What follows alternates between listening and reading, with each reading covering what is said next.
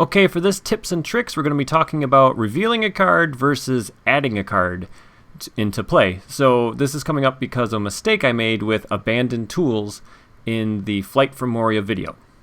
There are times you'll be instructed to find cards and you must reveal them, like branching paths say, look at the top 3 cards, and then you must choose one and reveal and add it to the staging area. A card with a similar effect is Mountains of Mirkwood. To travel there, reveal the top card of the encounter deck and add it to the staging area. Both of those are ways of saying the card that you are adding to the staging area, you are going to reveal it. This is different than Warg's Lair, which would say search the encounter deck and then find a Mountain Warg and add it to the staging area. It doesn't say reveal it. And the difference is when you reveal it, you trigger all keywords. So that would be when revealed. It would also be surge, doomed, and guarded, which brings me to the mistake I made. In the middle of that quest card, it says forced. After placing a progress here, search the encounter deck and discard pile for abandoned tools and add them to the staging area if able. It does not say reveal them. And because abandoned tools is not being revealed, I should not have triggered the guarded keyword, but I did. The reason I made this mistake is I got it confused with a different keyword, and that keyword is guarded X. Guarded X shows up later in the game and appears on a lot of player cards, like Glamdring. And when you have a card with guarded X, the X is either location or enemy or both, and you discard cards until you get what the X value is, and then that is the card that will guard the card you put into play. And the ruling for guarded X is different than the ruling for guarded. This is known as the hot second rule, and it has to do with a contract that shows up later in the game called the Grey Wanderer. The Grey Wanderer lets you search your deck for an attachment of a printed cost of 1 and put it into play. And what the question was can you get around the guarded X keyword by putting this card into play? And the ruling is that guarded card attaches to your hero, and I'm quoting here, for a hot second, and then it goes back up into the staging area and it gets guarded. So another way of saying this is you can never get around the guarded X keyword. It will always trigger. And I was thinking about that keyword instead of just the guarded keyword because you have to admit they sound a little similar, and I just guarded those tools. So I made it harder on myself. So to recap, if an encounter card is told to be revealed, you must trigger all keywords and when revealed effects. If you're just adding it, you don't trigger any of those effects. You just add the card. One last thing I want to say here is some people have been asking what my plan is, which quests do I plan on playing. I'm going to skip around. I'm not going to play every quest as I go. I think some of these quests don't need live playthroughs. They're pretty self-explanatory how the quest works, and people don't seem to have too much trouble with them. And I'm playing quests when maybe the player cards that have been introduced in that quest allow for some new types of decks to be made. If I played every quest, I would never get through them, and I'd probably get bored of it, to be honest. So I need to keep moving forward to keep this progression series moving. Maybe, perhaps, I will go back and fill in some holes, especially if a lot of people are clamoring for a certain quest to have a playthrough. So if there's one that you're really wishing I would have played, let me know, and I will go back and play that. All right, thanks a lot. Let's get to the video. All right, let's go. Let's play the Watcher in the Water. So side 1A just tells you to remove a couple things out of play. So I have done that. So they are out of play until I'm told to bring them back in. Side 1B, 13 quest points. Reveal cards from the encounter deck and add them to the staging area until there is at least X threat, where X is twice the number of players in the game. So this kind of goes with that tips and tricks segment. You have to keep revealing cards until you add X threat, which in my case is 2 threat. If you're revealing treachery after treachery after treachery and they're adding no threat, you still have to trigger all those when revealed. Alright, I'm going to be using my tracker, so you can see I've set my threat at my starting threat, and the top numbers are going to be my resources. We're going to be playing with Dying Ironfoot, so while he's ready, dwarves get boosted, and he's a great defender. So that's great. Thalin is coming. Yes, Tactics is making an appearance. So while he's committed to the quest, any enemies that are revealed from the top of the encounter deck take a damage, which is going to be really great because this quest, it's hard to damage all the enemies. And then Aragorn is in here. This is Lore Aragorn. Refresh action. Reduce your threat to your starting threat level. And he has some awesome stats. Man, is that useful when you're playing a quest that has treacheries that just have 2 words. Doomed 5. So, yeah. That's my lineup, and let's see what I got in my opening hand. Alright, let's take a look at opening hand. Alright, Narvi's Belt, that's great that it goes on dying. It helps me spend resources of any sphere. Feint, cancel an attack. Miner of the Iron Hills, get rid of a condition attachment. Hail of Stones. This is great because it does direct damage, and like I said, it's really hard to attack and kill the enemies in this quest, so direct damage is good. A second Feint, and then Aragorn Hammersmith lets me pull back a attachment. So I like this opening hand, mainly because of the feints. In the early game, it's hard to defend if I get a couple enemies, so those feints are going to come in handy. This deck, like most of the decks I play, it's not going to win every time. It's definitely not going to win. I am not making these videos to show you the perfect deck that's going to win 90% of the time. What fun is that, right? Okay, so we have to reveal a card, and we get a 2-threat enemy. It's a real annoying one, because if he gets no shadow effect when it attacks, it goes back to the staging area. But I had to reveal 2-threat, and so the first card gave me 2-threat, so that was great. But anyway, like I was saying, I'm not going to win every time with this quest. It just is a really fun deck to play against this quest, and I draw Gleowine, some card draw. The reason it's fun is because it gives me a real good way to win. It's a fun way to win this quest. I enjoy winning this way, so that's why I'm playing it. And we'll see how it does. I would say you probably got about a 50% chance win ratio with this thing. Alright, I sent 4, and I reveal a 4-threat location.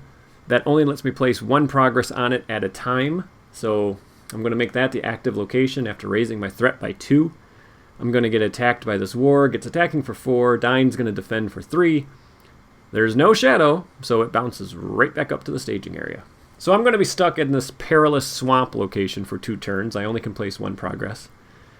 And one of the main weaknesses of this deck is you can stall with questing at the early game. It's hard to build up your questing power early. So if you can make it through the first few rounds, you start having a lot of fun. But you can lose early game. Alright, so you saw I drew another Hail of Stones. And I'm going to put into play Gleowine and Narvi's Belt. Gleowine's going to draw me a card, and here's a new one. The Eagles are coming. So you get to search the top 5 cards of your deck, and any Eagle cards you find, you add them to your hand. So you're looking for the cards with that Eagle trait. It just can't have a picture of an eagle. It's actually got to have the Eagle trait. So there's 2. I drew 2 Eagles, 2 4-cost Eagle allies. That's why Narvi's Belt is great, because Dyne can help pay for all these tactic cards. And then if he gets Steward on him, he's going to be generating a lot of resources to help me pay for everything. This quest, you don't want to quest with characters that have attachments on them. Okay, so I got 2 Hail of Stones, 2 Feints, 2 Eagles, and 2 Dwarves.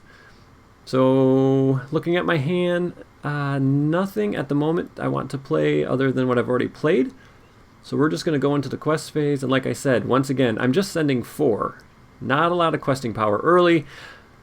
Okay, yeah. So the first player must discard 3 resources from each hero he controls. And you have to fulfill that the most you can. So that really sucked, because I lost my 2 tactics resources, and next turn I would have had 4, counting the 1 on Dyne with Narvi's Belt. Alright, Dyne defends. Once again, no shadow, so the warg bounces right back up. He just keeps coming down, dinging Dyne for 1, and then flying back to the staging area. So yeah, that sucks. I would have had 4 tactics resources total. Okay, great, another eagle. And now I only have 2 if I use the belt. So let's see what Gleowine finds me. Another copy of the belt. So I would have liked to have seen some of my cheap dwarf allies, because they each can quest for 1 or 2 if Dyne is ready. So I haven't drawn really any willpower boosting cards yet. I've gotten lots of my tactics cards.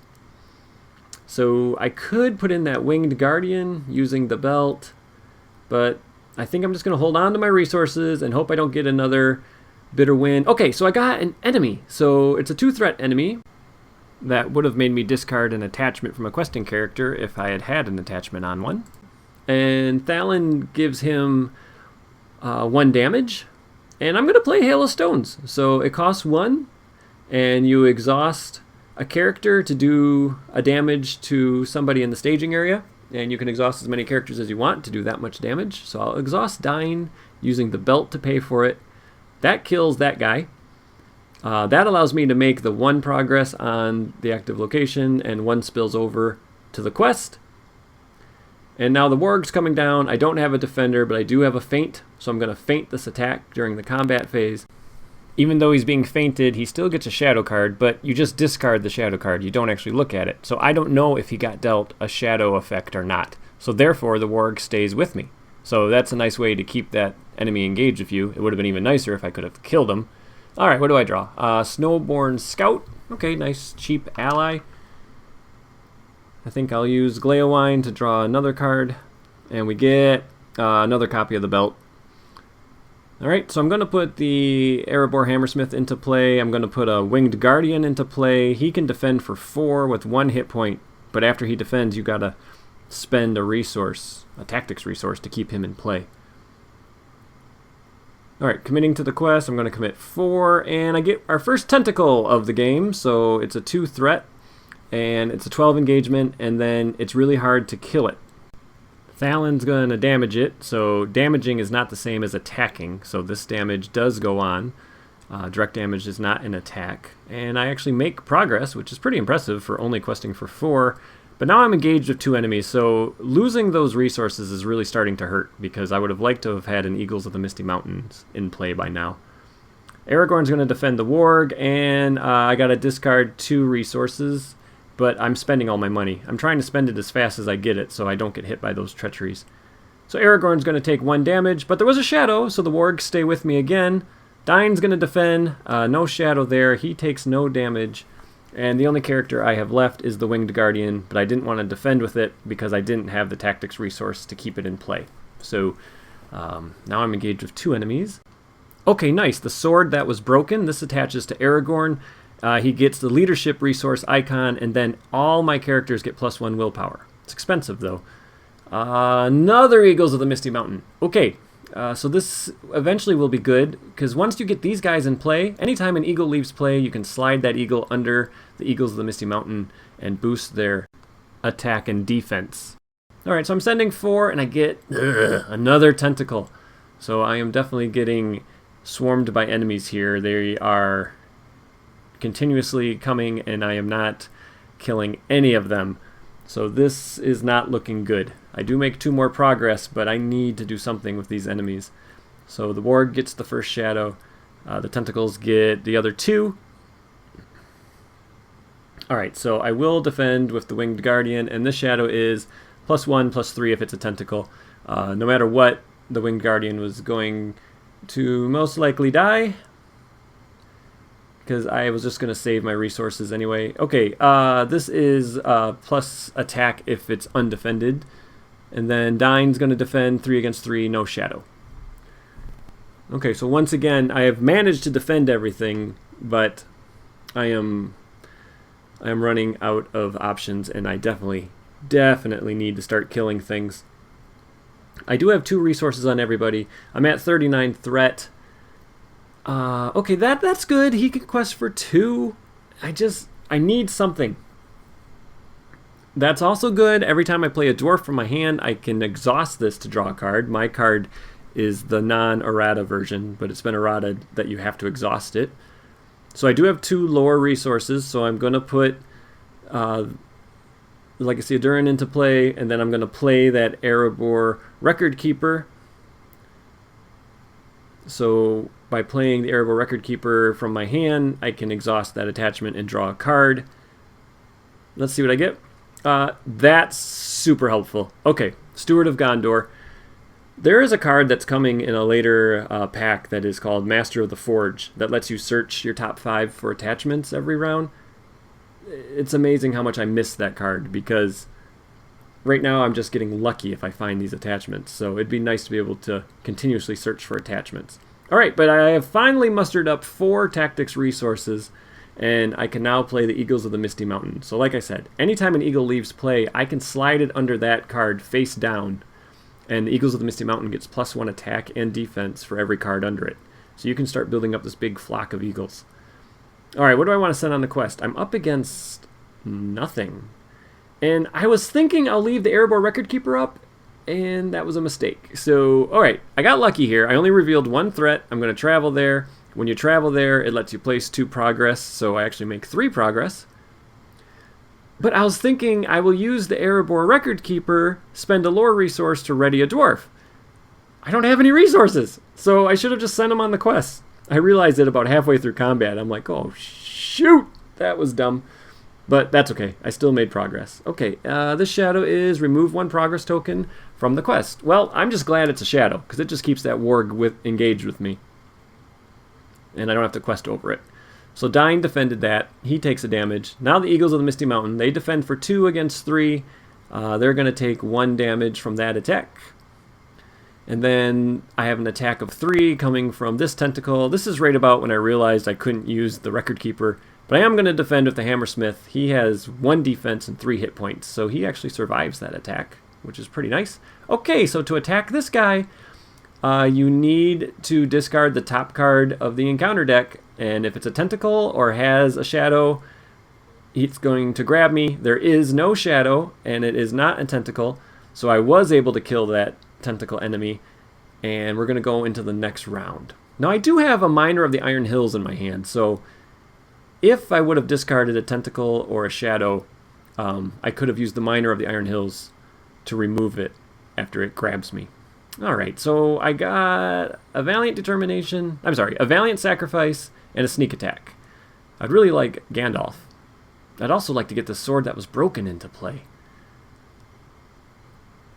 Alright, so I have decided that with my Steward and the belt, I can use them as tactics resources, and I'm going to put in a second Eagles of the Misty Mountain. Seems like a good play. That leaves me 1 lore resource, so if I wanted, I could do the Erebor Record Keeper trick this round. But I decide I'm just going to send it because I'm going to try to clear this active location since it's 5 quest points. I don't want locations starting to build up. I get another location, and to travel there, you got to exhaust 2 characters. So it's a 2-threat location. I sent 6. I'm going to make 4 out of the 5 progress. That's pretty good. Now, I would really like to kill another one of these enemies. I think if I can kill one of these 2 enemies this round, I have a good chance. But if I'm stuck with these 2 enemies for another round, there's a great chance I'll be stuck with 3 enemies, and that'd be bad. Okay, so no shadow, so the wargs bounce back up, but that's actually okay. I have a plan for that. It does do 2 damage to my Misty Mountain Eagles, so they're 1 away from death. But I'm actually okay with that warg bouncing up. I was actually kind of hoping he would. Alright, Dain's going to defend 3 against 3. No shadow there. Alright, let's try to kill this guy. So I'm going to declare Aragorn as an attacker. And we're going to discard the top card, and it is a tentacle. So he doesn't die, it attaches to me. But like I said, I have a way to remove it with the Miner of the Iron Hills. See, what I like about Thalion in this quest, dealing that 1 damage to all these enemies, it makes the tentacles easier to kill. Like, if I do 1 damage, that means for the one that I'm currently attached to, I'd only have to attack with someone who attacks for 2. And it's a lot easier to muster up 2 attack than 3 attack. So Thalion does some pretty good work in this quest. There's also that one enemy that just has 2 hit points, so if I could get a Gondorian Spearman in play, I could just take those guys out. Alright, so you saw I drew an Eagles Are Coming, and the top 5 cards had 3 Eagle cards, one of them which is another The Eagles Are Coming. That card does have the Eagle straight, so it counts. Alright, so I gave it a shuffle. We're going to look at the top 5 again, and we get 1 Eagle. Great, that's fine. Just keep pulling cards out of the deck. Card draw just gives you tons of options, and the more options you have, the better you're going to do in a quest. Alright, so I got a lot of cards in hand. Feints, Hail of Stones, cheap allies. I'm going to use Gleowine, and we draw another cheap ally. That's really good. That's really, really good. Things are looking exactly how I want them to if I advance to the next stage. So let's play the Miner of the Iron Hills. I spend 2 of Aragorn's resources to pay for that. I draw a card with the Legacy of Durin. And I get Valiant Sacrifice, even more card draw. And then I forget to remove the attachment. I remember in a minute, but I'm thinking about what I want to do. And so sometimes if you're thinking about your next move, you kind of forget about the current thing you're doing. So let's spend 1 tactics resource to get a Winged Guardian in. Attacks for 3, but then you have to discard it from play.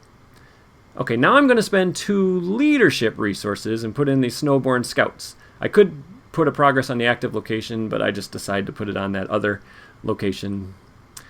And then I'm going to sneak in the Descendant of Thorondor during the quest phase. Now, he only quests for 1, but when he enters and leaves play, he does 2 damage to an enemy in the staging area. That's why I was glad those wargs bounced back up there, because he's going to do a total of 4 damage to these guys as he enters and leaves play. So that's going to finally kill those wargs.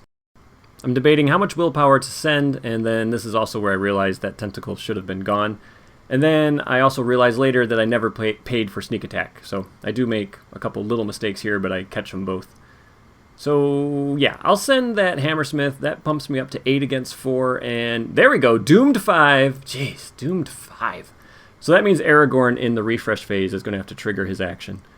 So I make 4 progress, which is exactly what I needed. 1 goes on the active location to clear it, and I had 10 progress total.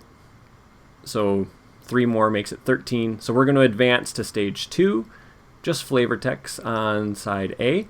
I need to make 5 quest points, and then when revealed, we're going to add the Watcher to the staging area. The Doors of Durin become the active location. Moving any previous active location to the staging area, we're going to shuffle all tentacle cards in the encounter discard pile back into the deck. And then in order to win, we got to have 3 victory points in the victory display. So if we look at the Doors of Durin, it's a gate. 2 threat progress tokens that would be placed on the Doors of Durin are instead placed on the current quest card, and then each player may discard any number of cards from his hand, then discard the top card of the encounter deck. If the first letter of the encounter deck card that was discarded matches the first letter of a card you discarded from your hand, you can add Doors of Durin to the victory display. That's really, really, really hard to pull off. Let's look at the Watcher. What does this do? So the Watcher is also worth 3 victory points. Creature, tentacle, 4 threat, 5 attack, 7 defense, 9 hit points. It regenerates 2 each refresh phase, and while there's another tentacle enemy in play, we can't optionally engage it. And then if it's in the staging area at the end of the combat phase, we got to deal 3 damage to a character we control. This is how we're going to win. We're going to kill the Watcher. That is a lot easier than trying to figure out the answer to get into the Doors of Durin. Alright, so I got all these tentacle cards. There's a couple, or at least 1 treachery that has a tentacle effect, so it's not just the enemies, there's also some treacheries that get shuffled in as well. So we are going to try to kill this Watcher. Now, while it's in the staging area, it's going to deal 3 damage to one of my characters each combat phase. That's bad. And it's also adding 4 threat. That's also bad. So it's a lot to deal with. Alright, Descendant of Thorondor leaves play at the end of the quest phase. That kills the warg, thank goodness. Goodbye. And then I don't have any enemies to deal with. I could have added the Descendant of Thorondor underneath one of these Eagles of the Misty Mountains, but I decided to put it back in my hand. I might need that direct damage effect. So I'm going to put it back in my hand. Alright, so there's no combat phase, so I forget for about a minute that I should kill somebody that I control with that 3 damage. I do remember when I start the next round that somebody should have died. Okay, so we're going to go into the refresh phase. So that means everybody readies. You raise your threat by 1, and then you get the action window. So I go up to 47, and now during the action window, I'm going to trigger Aragorn's ability and drop my threat back down to 32. That's why, you can under-quest in this quest with this deck, knowing you have Aragorn to pull you right back to your starting threat. It's also why I have such a high starting threat, because I know I can bounce right back there. Okay, so there I go. I remembered the Watchers in the staging area. I need to kill somebody. I'll kill this Snowborn Scout. And then we're going to go into the next round, and I draw another copy of the sword that was broken. I would like to get that in play eventually. I've just been dealing with combat most of this quest. Looking at my hand, I'm pretty much where I want to be. So I'm going to use Narvi's Belt. I'm going to say Tactics. And I'm going to put in a Winged Guardian and a Vassal of the Windlord. So I got a nice little flock of eagles there on the right. Those cost 3. And I still have 1 Tactics resource on Thalion. And I also have a Hail of Stones in my hand. So now it's time to kill the Watcher. in the most thematic way I can think of, Merry and Pippin chucking those stones. So let's let everybody chuck some. So I'm going to spend that resource and exhaust X characters to do X damage. The Watcher is not immune, so this works. So it's 1, 2, 3, 4, 5, 6, 7, 8, and then one more. 9. There we go. 9 direct damage. Punching through, taking out that Watcher. So, very fun. Was able to take him out the very next turn. So that's my 3 victory points. So now all I got to do is make 5 progress. That's the other great thing about Aragorn. I just dropped my threat. So I don't care if I underquest this round. I just dropped my threat all the way back down to 32. I could send nobody and raise my threat by 5 or 6 and I'd be fine. Alright, but I am just going to send 4 because Dine's still ready. And I reveal a Tentacle Treachery. So I got to attach this to a hero I control. It counts as a tentacle attachment, limit 1 per hero. Attached hero cannot exhaust or ready, but I could exhaust another hero in the combat phase to get rid of it. So let's just put that on Thalion. I actually quested successfully, which was kind of a shock, so I make a couple of progress there. I have nothing happening in combat phase except exhausting Dine to discard that tentacle attachment. And even though I don't have to, I have all these cards, and I think one of the tentacles is called like a slashing tentacle. So I'm going to discard the sword that was broken, and we'll see if we get... oh, shoot. Grasping tentacle. I was close. I mean, it was an S, and that was a G, but what the heck, I gave it a shot. It's so hard to pull off. It's just so much easier to kill the Watcher, especially with direct damage. Okay, so let's go into the next round. And what do I draw? Another copy of Steward. Okay. I'm going to use Gleowine, and I get some healing. Not really needed. But let's get that sword that was broken into play. So that's going to go on Aragorn. He now has the leadership icon. And I paid for that with Dine, of course. And then everybody's got +1 willpower. Even these eagles that normally don't have any questing power. So I'm going to send 1, 2, 3, 4, 5, 6, 7, 8, 9, 10, 11, 12, 13, 14. Dwarves are boosted twice. 16, 17, 18, 19. I think I miscounted there somewhere. It doesn't matter. I'm sending a lot, and I just revealed 2 threat. So it was a pretty safe bet. So there you go. That's how I like to win this quest. Hold on to a Hail of Stones, build an army of allies, and then just kill the Watcher as soon as it comes out, and then just quest through and win the next round. So I hope you enjoyed this video. I really liked this quest, and I had a lot of fun making this video. Take care, everybody. Bye-bye.